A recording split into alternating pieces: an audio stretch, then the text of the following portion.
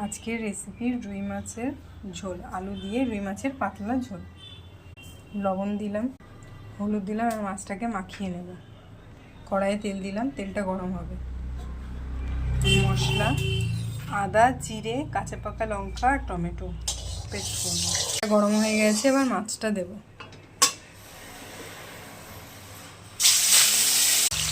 মাছ ভাজাগুলো হয়ে গেছে, এবার তুলে নেব। ভেজে নিলাম আলুগুলো, একটু হলুদ দিলাম, লবণ দিলাম, দিয়ে ভালো করে আলুটা ভেজে নেব।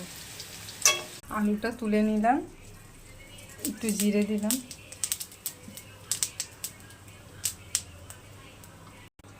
শুকনো লঙ্কা দিলাম দুটো,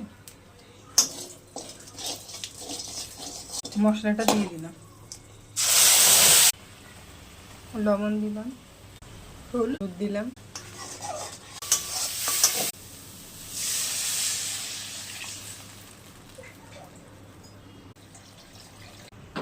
আলুগুলো দিয়ে দিলাম। সেদ্ধ করে ভেজে রাখা ছিল আলুগুলো।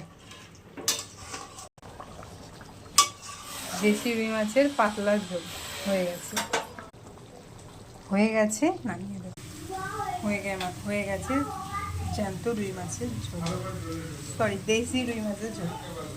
ভুল হয়ে গেছে। ভিডিওটা ভালো লাগলে লাইক, কমেন্ট, সাবস্ক্রাইব অবশ্যই করুন। কমেন্টে জানাবেন যে ভিডিওটা কেমন লাগলো। ধন্যবাদ।